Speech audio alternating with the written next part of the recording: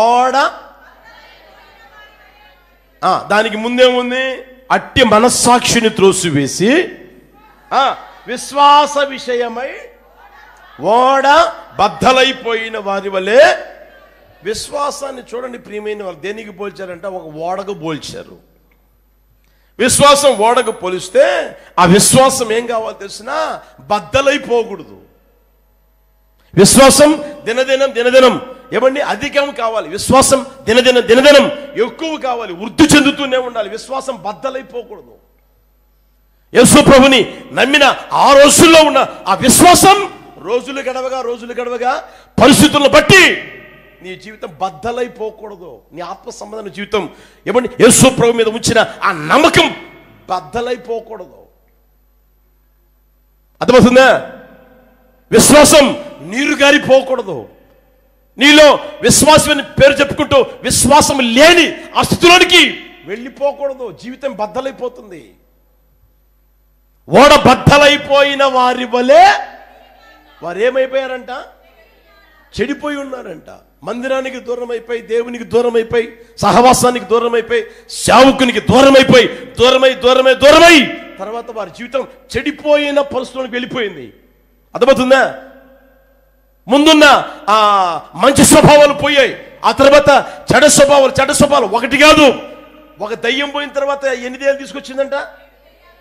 మొత్తం కలిపి 8 చెడు స్వభావాల చేత నింపబడి నడిపించబడ్డం కాదు. విశ్వాస విషయం వాడ బద్దలైపోయిన బ్రతుకు కాదు నీకు అవసరమైంది. విశ్వాసానికి ఏమంటే మనస్సాక్షికి ఎంతగా అక్కడ రాయబడిన మాటలు గమనించండి. అట్టి మనస్సాక్షిని కొందరు త్రోసివేసి విశ్వాస విషయమే ఓడ బద్దలైపోయిన వారి వలె. మనస్సాక్షి ఏమండి ఎలా ఉండో తెలుసునా? నిర్దోషమైనదిగా ఉండును గాక. హల్లెలూయా. విశ్వాసము నీలో ఉంది అని అంటే నీ మనస్సాక్షి బద్దలు కాదు, నీ జీవితం బద్దలు కాదు. నీకు విశ్వాసం అనేది ఉంటే ప్రియమైన వాళ్ళరా నీ మనస్సాక్షి మంచిదిగా ఉండును గాక. నీ మనస్సాక్షి నిర్దోషమైనదిగా ఉండును గాక, నిందారహితమైనదిగా ఉండును గాక. హల్లెలూయా. నీలో విశ్వాసం ఉందో లేదో నీ మనస్సాక్షి నీకు చెప్తుంది. యేసు ప్రభు మీద ఏమండి నీకు విశ్వాసం ఉందో లేదో, ఏమండి నువ్వు నమ్మిన విశ్వాసం అసలు విశ్వాసమో కాదో నీ మనస్సాక్షి చెప్తుంది. దాన్ని గుర్తెరుగుదురుగాక, ఆలోచన చేసుకోగలిగే స్థితిలోనికి వచ్చుదురుగాక. నీ మనస్సాక్షి సరిగా ఉందనుకోండి, నీ విశ్వాసం స్థిరపరచబడతా ఉంటుంది, నీ విశ్వాసం అభివృద్ధి పొందుతూనే ఉంటుంది. నువ్వు ఏమండి ఆ తర్వాత నువ్వు ఒప్పుకొలిపి నిశ్చలంగా పట్టుకొనగలిగే ఆ స్థితిలోనికి రాగలుగుతానే ఉంటుంది నీ జీవితం. నీ మనస్సాక్షి ప్రియమైన వాళ్ళ రోజుకి బలం పొందుకుంటూ ఉంటుంది. నీ మనస్సాక్షి బలపరచబడతానే ఉంటుంది, దిగజారిపోదు ప్రియమైన వాళ్ళ. అట్టి స్థితిని ప్రభు అనుగ్రహించును గాక. హల్లెలూయా, హల్లెలూయా. మనం బైబిల్లో ఒక మాట చూపిస్తాం చూడండి. తిమోతి మొదటి పత్రిక అక్కడే 3వ అధ్యాయం 9వ వచనం చూడండి.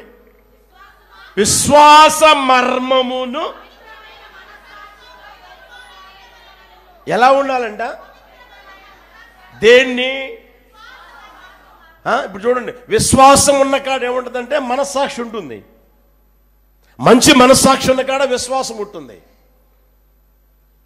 విశ్వాస విషయమై విశ్వాస మర్మమును పవిత్రమైన మనస్సాక్షితో. హల్లెలూయా. చెప్తాం అందరం చేతులు తిప్పికరుగా. హల్లెలూయా. నువ్వు ఎంతగైతే విశ్వాసం ఉంటుందో ఆ విశ్వాసం నీ మనస్సాక్షి చెప్తా ఉంటుంది. హల్లెలూయా. మంచి మనస్సాక్షి కలిగి జీవిస్తానే ఉన్న ఆ అనుభూతిని నీవు చూడగలుగుతూ ఉంటావు, నీతో ఉన్నవారు చూడగలుగుతానే ఉంటారు. అట్టి కృపతో మందిరంలో అడుగుపెట్టే ప్రతి ఒక్కరిని ప్రభు నింపును గాక. మంచి మనస్సాక్షి కలిగి జీవించే జీవితం ప్రభు మనందరికీ అనుగ్రహించును గాక. హల్లెలూయా, హల్లెలూయా. ఈ మాటలు చెప్పిన దైవజన పౌలు గారి జీవితం ఒకసారి చూద్దాం. చూడండి 24వ అధ్యాయం తీయండి. అపోస్తుల కార్యాలు 24వ అధ్యాయం 16వ వచనం. అపోస్తుల కార్యాలు 24వ అధ్యాయం 16వ వచనం. ఈ విధమున నేనును దేవుని ఎడలను మనుష్యుల ఎడలను ఎల్లప్పుడూ నా మనస్సాక్షి నిర్దోషమైనదిగా ఉండున్నట్లు. దైవజన పౌలు గారు ప్రియమైన వాళ్ళరా, మనస్సాక్షి నిర్దోషమైనదిగా ఉండున్నట్లుగా ఏం చేస్తున్నాడంట? అది అంత సామాన్యమైన పని కాదు. మనస్సాక్షి నీతో సాక్ష్యం చెప్పడం అంటే, మనస్సాక్షి నీ గురించి నీకు సాక్ష్యం చెప్పడం అంటే సామాన్యమైన పని ఏం కాదు. సామాన్యమైన పని అయితే ఆ మాట రాయుడు ఏమని, అభ్యాసము చేసుకొనొచ్చున్న, అభ్యాసం చేసుకుంటా ఉన్నాను రా, నా జీవితం పరిశుద్ధమైనదిగా ఉండగలిగేటట్లుగా, నా మనస్సాక్షి నిర్దోషమైనదిగా ఉండగలిగేటట్లుగా రోజు రోజు అభ్యాసం చేసుకుంటా ఉన్నాను. నాకై నేను అభ్యాసం చేసుకుంటా ఉన్నాను. హల్లెలూయా. అంటే కృపతో ప్రభు నింపునుగాక. మనస్సాక్షి ప్రియమైన వారు నిర్దోషమైనదిగా ఉండాలి అని ఆశపడినప్పుడు ఒకేసారి అది రాదు. వస్తే మంచిదే, ఒకేసారి రానిది. కనుక ఆయన అంటాడు, అభ్యాసం చేసుకుంటా ఉన్నాను, రోజు రోజుకి అభ్యాసం చేసుకుంటా ఉన్నాను. హల్లెలూయా. మనస్సాక్షి నిర్దోషమైనదిగా ఉన్నట్లు కాపాడుకోవడం ప్రియమైన గొప్ప సవాలుతో కూడినది, ఛాలెంజ్తో కూడింది. అది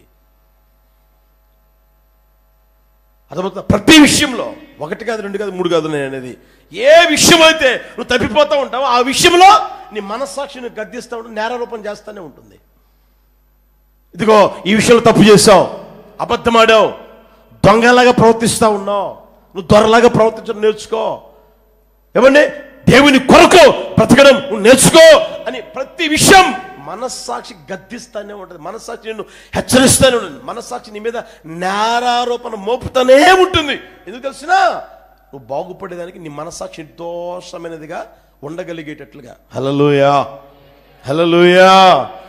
నువ్వు మాట్లాడిన మాటలు నీకు తెలుసు, అర్థమవుతుందా? ఇదిగో తప్పు మాట్లాడావు, అబద్ధాలు మాట్లాడావు, లేనిపోని మాటలు చెప్పావు, నిందలు మోపావు, అవమానపరిచావు అని నిన్ను గురించి నీ మనస్సాక్షి చెప్తానే ఉంటుంది.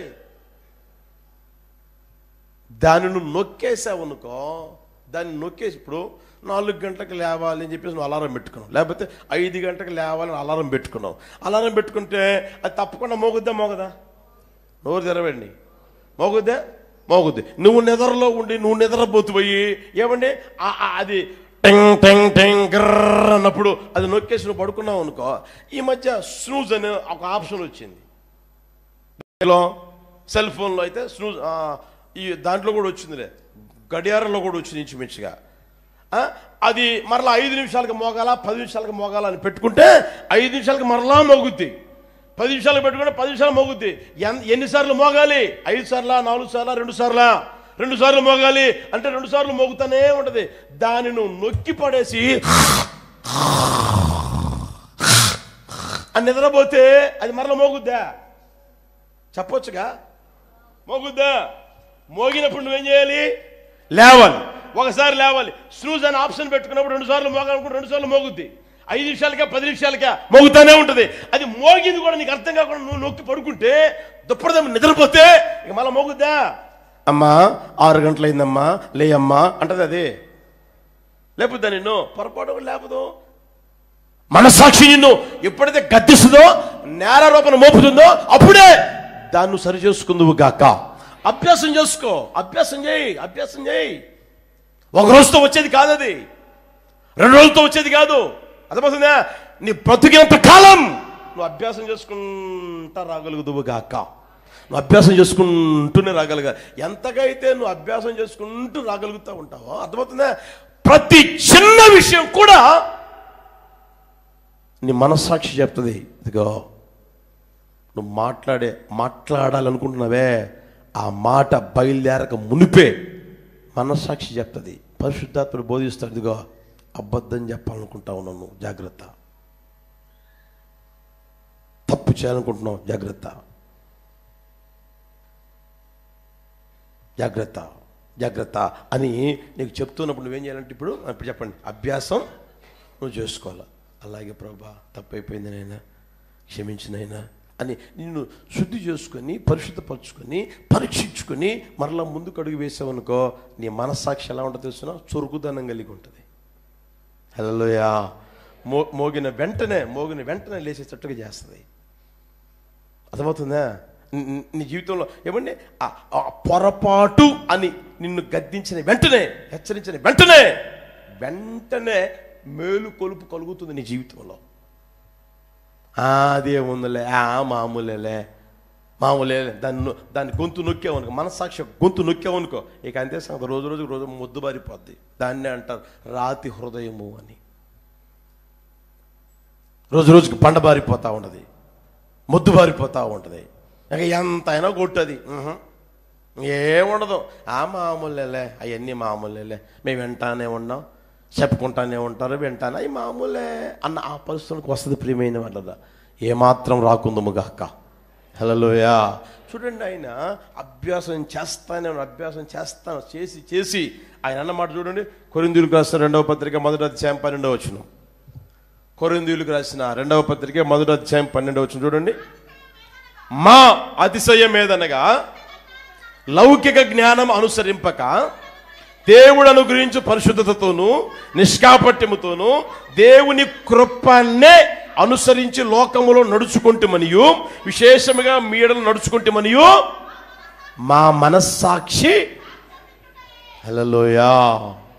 అభ్యాసం చేసి ఆయన అంటాడు, మా మనస్సాక్షి మాతో కూడా సాక్ష్యం ఇస్తుందిరా. ఇప్పుడు మేము నిర్దోషంగా బ్రతుకుతా ఉన్నాం. దేవుడు అనుగ్రహించే పరిశుద్ధతోను నిష్కాపట్యముతోను దేవుని కృపనే అనుసరించి మేము లోకంలో నడుచుకుంటూ ఉన్నాం.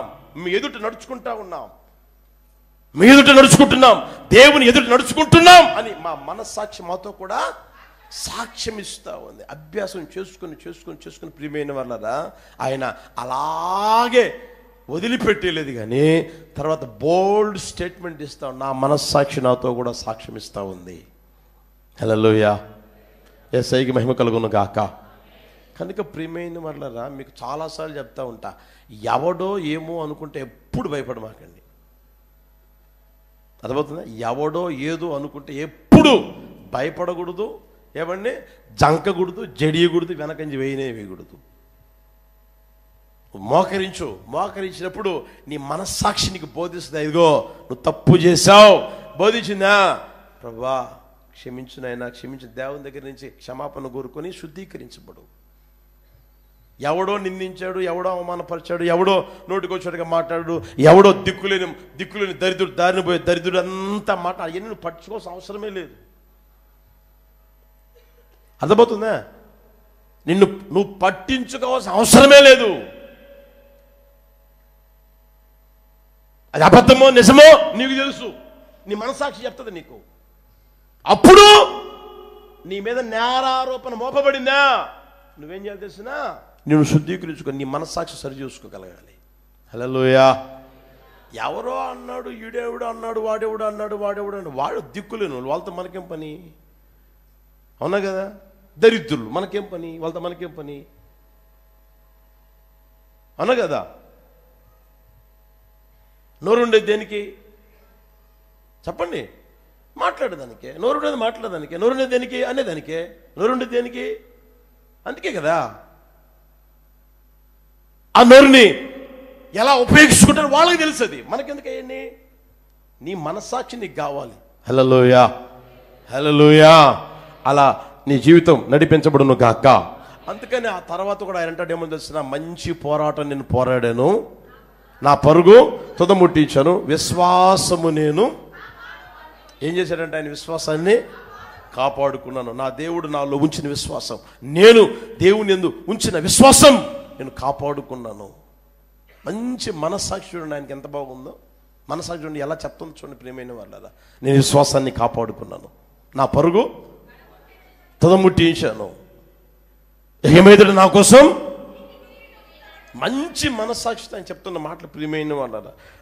మీరు ఆలోచన చేయగలిగితే ఒకసారి చూడండి, యోధ ఊరి పెట్టుకొని చచ్చిపోయాడా లేదా? నో తెరవండి. చచ్చిపోయాడా?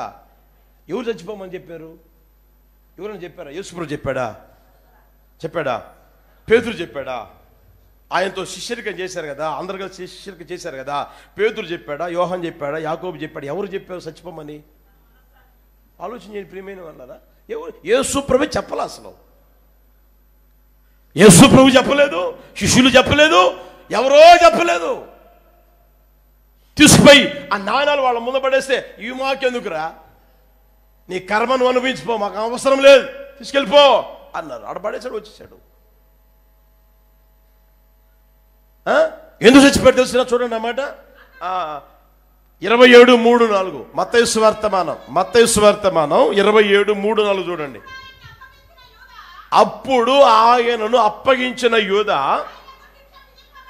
ఆయనకు శిక్ష యేసయ్యకు శిక్ష విధింపబడగా చూచి పశ్చాత్తాపపడి ఆ 30 వెండి నాణెములు ప్రధాన యాజకుల యొద్దను పెద్దల యొద్దకును మరలా తెచ్చి, నేను, అందరు చెప్పండి అన్నమాట, నేను నిరపరాధ రక్తమును అప్పగించి పాపము చేసి తిని.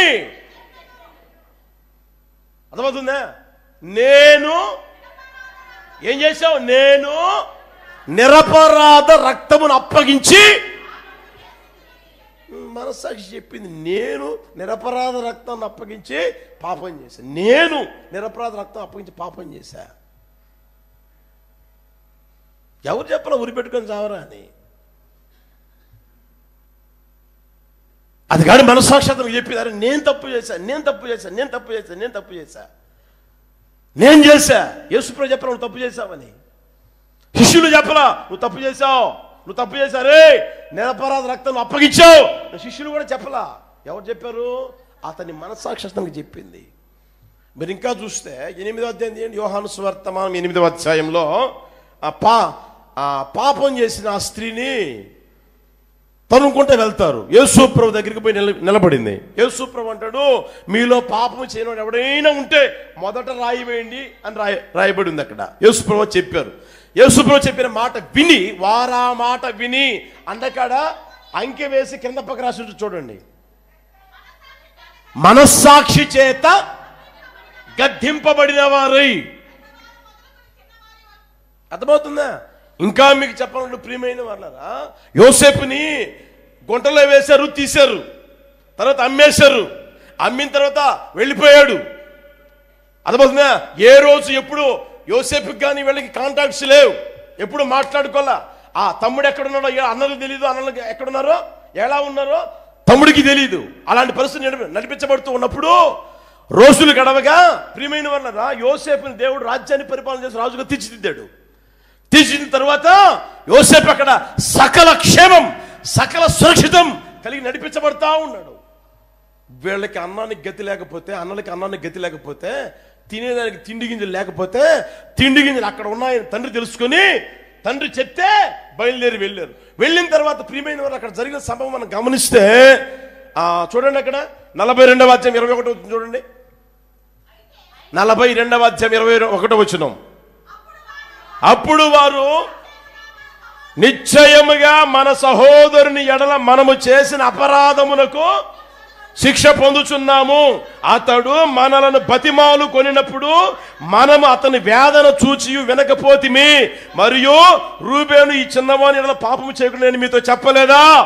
అయినను మీరు వినరైతిరి కనుక అతని రక్తాపరాధం మన మీద మోపబడుచున్నదని వారికి ఎప్పుడు వెంటనేనా 13 సంవత్సరాల తరువాత యోసేపు వీళ్ళ నుంచి వేరైపోయి 13 సంవత్సరాలైంది రాజ్యాన్ని పరిపాలన చేసేసరికి 13 సంవత్సరాలు.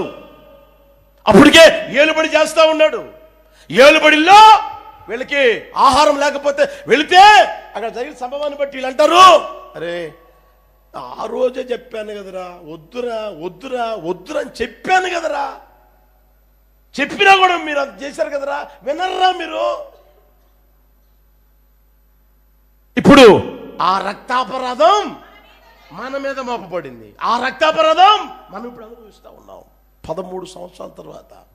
వాళ్ళ మనస్సాక్షి నుండి ఎలా దోషారోపణ మోపుతా ఉంది, నేరారోపణ మోపుతా ఉంది గమనించిన ప్రియమైన వాళ్ళరా. కనుక ఏ రోజైనా సరే చూడండి, నువ్వు చేస్తున్నది మంచిదా చెడ్డదా అర్థమవుతుందా?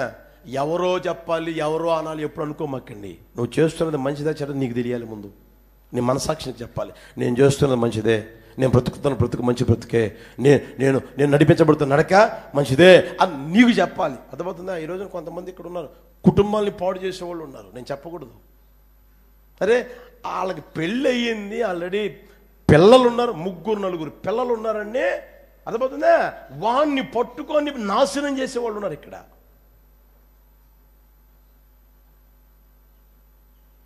మళ్ళీ ఏమీ తెలియదు అన్నట్లుగా పైన వారం ఇటు పట్టుకుంటారు, ఇటు పెట్టుకొని సంస్కారంలో పాల్పొంది ఉన్నారు. ఇక్కడే ఉన్నారు, మాకేమీ తెలియదు అన్నట్లుగా. నీ మనస్సాక్షి నీకు నేరారోపణ మోపడం లేదా? నువ్వు చేసే తప్పని తెలీదా? ఇంకో కుటుంబాన్ని నేను పాడు చేస్తున్నానే, వేరొకని భర్త కదా, వేరొకని భార్య కదా అని ఏమాత్రం ఇంకిత జ్ఞానం ఉందా? ఏమాత్రమైనా కొంచెమన్నా మనస్సాక్షి బ్రతికి, మనస్సాక్షి ఏమంటే చచ్చిన ఆ పరిస్థితిలో ఉన్నారా, బ్రతికిన పరిస్థితిలో ఉన్నారా? గుర్తెరగని ప్రియమైన వాళ్ళారా?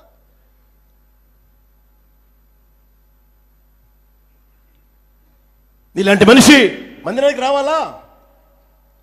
కుటుంబాన్ని పాడు చేసే మనిషి మందిరానికి రావాలా? జీవితం మార్చుకునేదానికి మందిరం కానీ, జీవితం బాగుపడేదానికి మందిరం కానీ, నీ మనస్సాక్షి నీకేమని చెప్తుంది? నువ్వు చేసే తప్ప రైటా? అరే నీకు భర్త ఉన్నాడు కదా,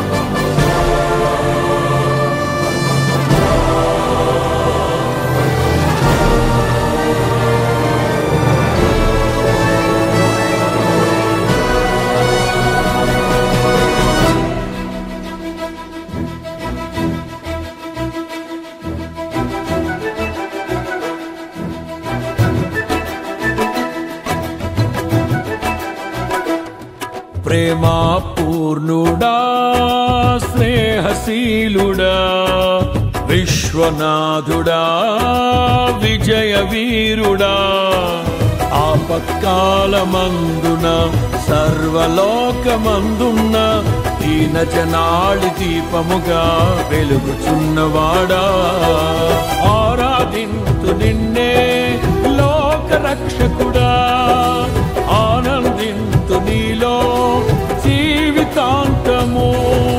నీ కృప ఎంత ఉన్నతమో వర్ణించలేను స్వామి, నీ కృప యందు తుది వరకు నడిపించు యేసయ్యా.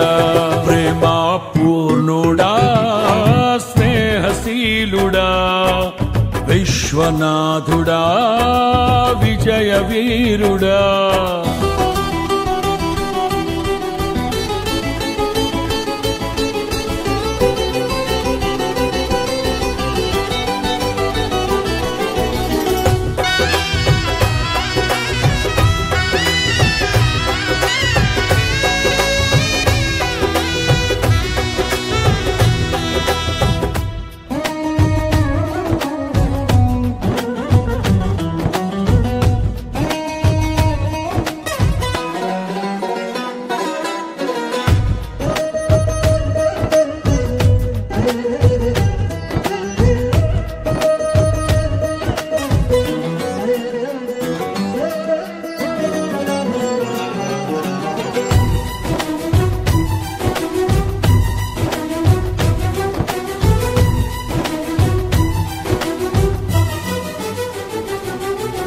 పూర్ణమై సంపూర్ణమైన నీ దివ్య చిత్తమే నీవు నన్ను నడిపే నూతనమైన జీవ మార్గము.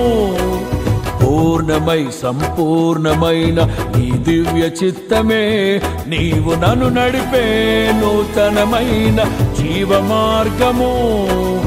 ఇహమందు పరమందు ఆశ్రయమైన వాడవు, ఇన్నాళ్ళు క్షణమైన నన్ను మరువని యేసయ్యా.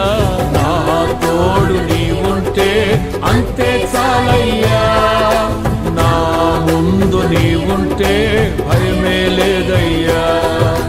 నా తోడు నీవుంటే అంతే చాలయ్యా, నా ముందు నీవుంటే భయమే లేదయ్యా. ప్రేమా పూర్ణ స్నేహశీలుడా విశ్వనాథుడా విజయ వీరుడా ఆపత్కాలమందున సర్వలోకమందున్న దీనజనాళి దీపముగా వెలుగుచున్నవాడా ఆరాధింతు నిన్నే లోకరక్షకుడా ఆనందింతు నీలో జీవితాంతము నీ కృప ఎంత ఉన్నతమో వర్ణించలేను స్వామి నీ కృపయందు తుది వరకు నడిపించు యేసయ్యా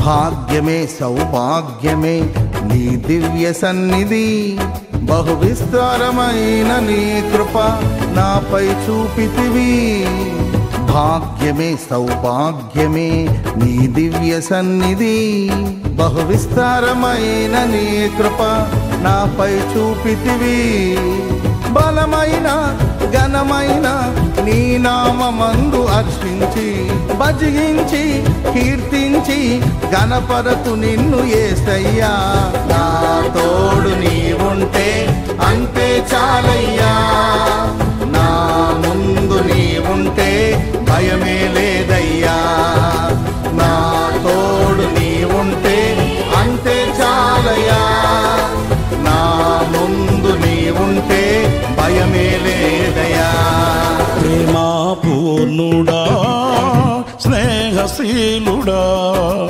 విశ్వనాథుడా విజయ వీరుడా ఆపత్కాలమందున సర్వలోకమందున్న దీనజనాళి దీపముగా వెలుగుచున్నవాడా ఆరాధింతు నిన్నే లోకరక్షకుడా ఆనందింతు నీలో జీవితాంతము నీ కృపయంత ఉన్నతమో వర్ణించలేను స్వామి నీ కృపయందు తుది వరకు నడిపించు యేసయ్యా